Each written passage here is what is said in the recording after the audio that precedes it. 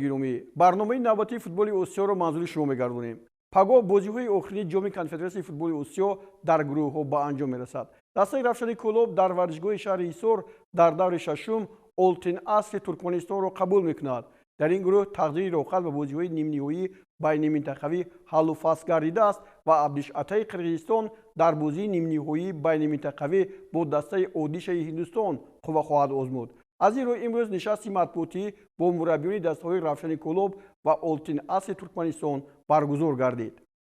دسته رفشانی کلوب در مسابقه امساله از 5 بازی در 3 واخوری نتیجه مساوی نشان داده در 2 بازی دیگر مغلوب شد. رفشانی‌ها در بازی‌های رفت با اولتین اصل ترکمنستان در سفر واخوری را با نتیجه 1-1 مساوی انجام داده بودند. گل زده وانینگو مهمانان را به صف پیش برآورد و بعداً اولتین اصل توسط گل مراد بردیف نتیجه را مساوی نمود. رفشان با مرو ترکمنستان در سفر مساوی 1-1 را بر جای گذاشته در میدانش با نتیجه 0-0 بازی را جمع‌بست کرد. فوتبالبازان شهر کلوب در 2 بازی با پیصف دسته عبدش عطای قرقیزستان با شکست روبرو شدند. هم در سفر و هم در میدانشان عبدش عطا با حساب 1-0 پیروزی به دست آورد.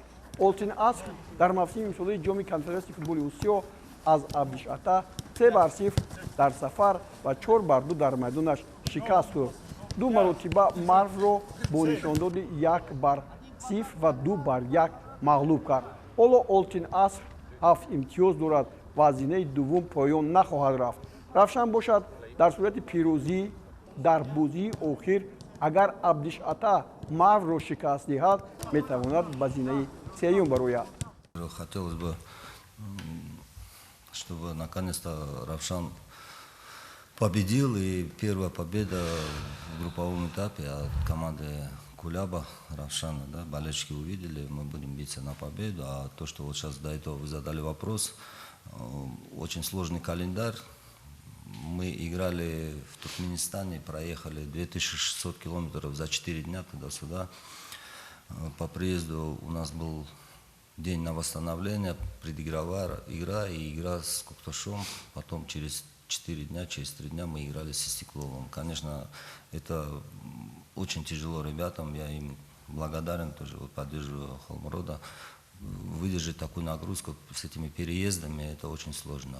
Это большой минус для нас был то, что мы, команда и руководство, не были готовы к таким переездам. Как обычно, новая игра и готовимся всегда на победу. Ну, надеемся, вернее.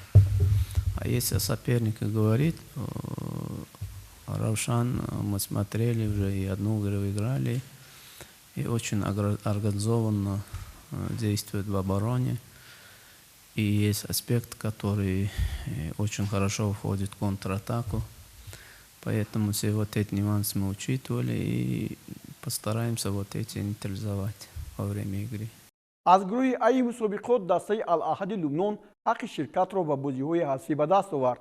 از سبب آنکه در فلسطین همان وضع نارام ادامه دارد، دسته جبل المکبر این کشور بازی‌ها را ادامه داده نتوانست و از این رو نتیجه بازی‌های پیشینه این دسته هم به حساب گرفته نشدند. الاحد در دور اخیر الفتوح سوریه را با نشاندهی 2-1 شکست داد.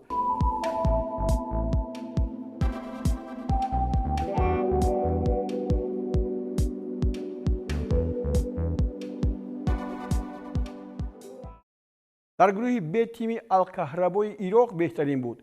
این دسته بر 3 دسته همسایه کشورش از سوریه، اردن و کویت پیش گذشت و یگانه راحت را به دور بازی‌های حذفی به دست آورد.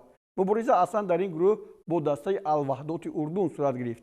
در دور اخیر الوحدات در میدانش با الکویت مساوی بازید و الکهربا بر الاتحاد سوریه با نتیجه 2-1 پیروزی به دست آورد.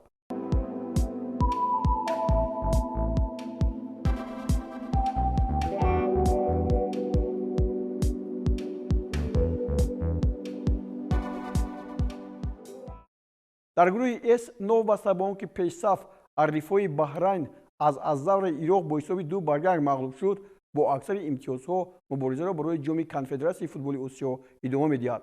فوتبالبازان این کشور با 4 غلبه، 1 مساوی و 1 باخت با 13 امتیاز به این کامیابی مشرف گردیدند.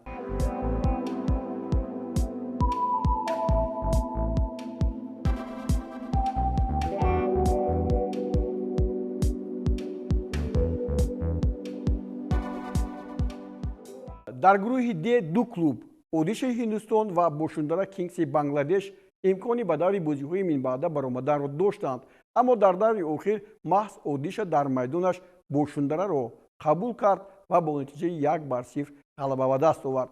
Ин пирӯзӣ имкон дод, ки ҳиндуҳо ба ҷойи аввал бароянд.